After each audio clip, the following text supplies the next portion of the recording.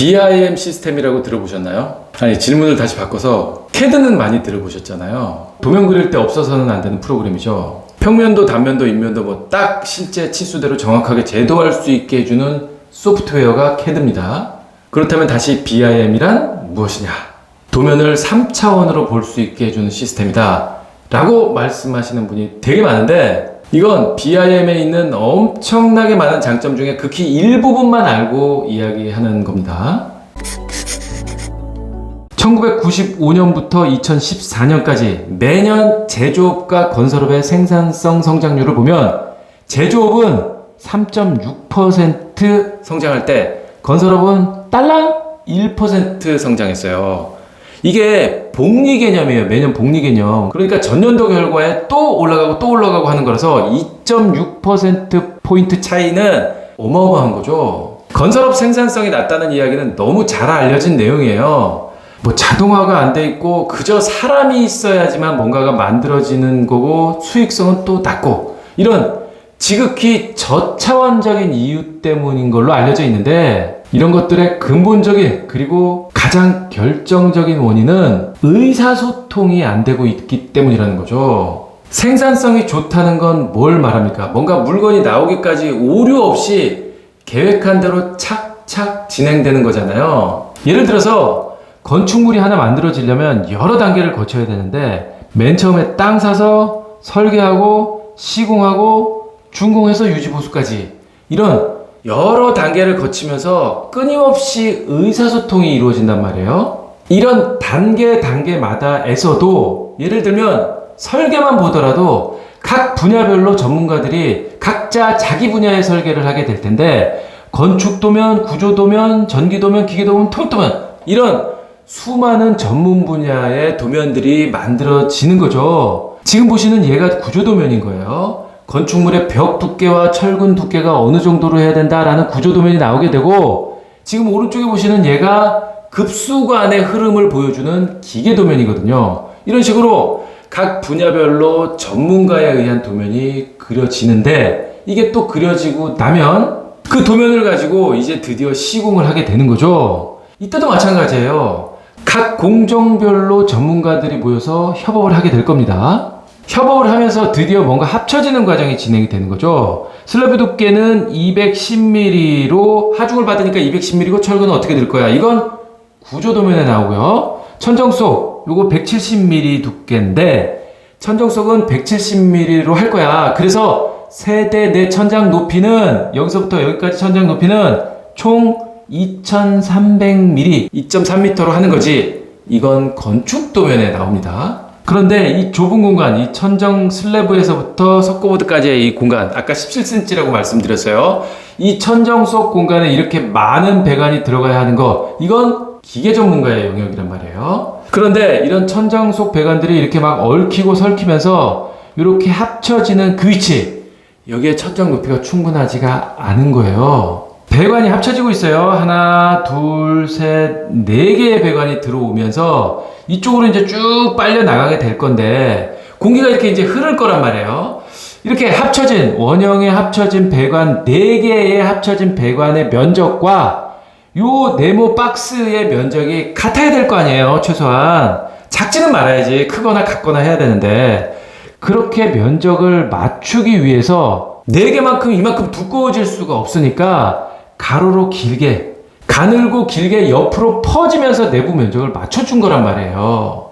자, 그런데 이게 4개가 아니라 5개, 6개, 7개가 만약에 온다거나, 또는 이 배관 자체가 더 두꺼워졌다거나 이럴 필요가 있다라고 기계에서 설계를 해놨다면, 그렇다면 이 네모 박스, 얘도 마냥 옆으로 뭐 길고 가늘게 뽑을 수는 없는 거잖아요. 한계가 있지. 그럼 이 170mm 얘를 키워야 되는데 이게 보통 문제가 아닌 거예요.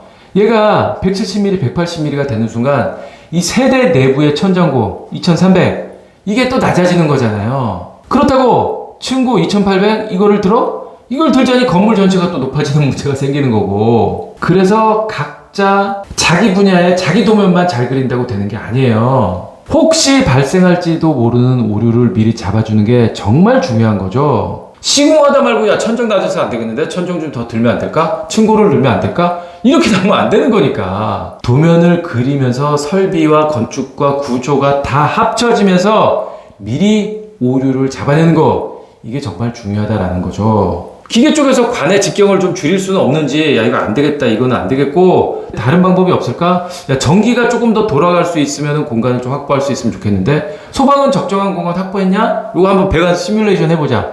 이런 합쳐지는 작업이 도상에서 먼저 이루어져야 되는 거라고요. 이런 의사소통이 진행되어야 실제 시공하면서 오류가 생기지 않는다라는 거죠. 각자 전문가가 그린 건축도면, 구조도면, 전기도면, 기계도면 뭐 이런 걸 합쳐놓고 어떤 사람의 눈썰미로 합쳐보면서 오류를 발견하는 이런 원시적인 방법으로는 높은 생산성을 낼 수가 없다라는 얘기인 거예요.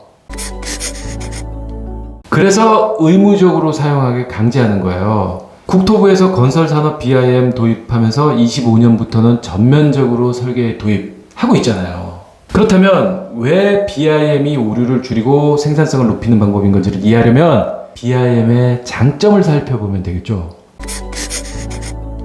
BIM은 3D예요. 2차원의 평면도 단면도가 아니고 3차원으로 되어 있어서 일반인이어도 그리고 자기 분야가 아니더라도 쉽게 도면을 파악할 수 있다라는 거죠. 그러면서 쉬운 현황 파악이 가능할 수 있게 해주는 최고는 건축물의 어느 부위에서도 내가 원하는 단면을 볼 수 있게 해준다는 거. 이게 실무자한테는 엄청난 메리트죠. 생각해보세요. 동대문 DDP거든요. 이렇게 우주선처럼 생긴 건물을 시공하는데 3차원의 BIM이 좋겠습니까? 아니면 2D의 평면도가 좋겠습니까? 이런 2D 평면도는 이런 DDP 같은 게 뭔가 머릿속에 최종 목적물이 어떻게 형태가 그려지지가 않아요. BIM이 빌딩 인포메이션 모델링, 이거의 첫 글자를 따서 BIM이거든요. 지금 이 건물을 지으려면 건축물에 이렇게 긴 면에서 자른 단면도도 필요하고요. 짧은 면에서 자른 단면도도 당연히 있어야 됩니다. 이런 식으로 평면도도 있어야 되는 거고요. 그런데 만약에 여기 이 출입문 이 부분, 이게 예를 들어서 어떤 이유 때문에 변경을 해야 되는 경우가 생겼어. 문이 걸려서 이 부분이 문이 걸려서 50mm를 예를 들어서 줄여야 한다 라고 친다면 당연히 여기 평면도에서도 고쳐야 되는 거고요. 50mm 줄여서 짧은 단면도도 고쳐야 되고 이 긴 단면도도 고쳐야 되고 인면도도 고쳐야 되고 창호도에서도 고쳐야 되는 거라고요. 잊지 말고 꼼꼼히 사람이 일일이. 그런데 BIM은 그럴 필요가 없어요. 도면을 열어서 그 문을 변경시키면 평면도고 인면도고 단면도고 뭐 창호도고 전부 다 싹 다 한꺼번에 바뀌게 되는 거죠. 바로 그 문이 같은 문이라는 인포메이션이 연결이 돼 있는 거예요. 의사소통의 오류를 줄일 수 있게 해주는 거죠. 단면도를 보면서 건축 쪽 전문가가 천정 높이를 조금 더 줄여도 될 것 같아 라고 높이를 변경하면 전기 쪽에서도 설비 쪽에서도 즉시 도면 확인이 가능한 거예요. 그래서 모든 참여자들에게 단일화된 의사소통 채널이 만들어지게 되는 거죠. 땅 주인한테도 설계하는 사람한테도 시공하는 사람한테도 유지 보수하는 사람한테도 모두 다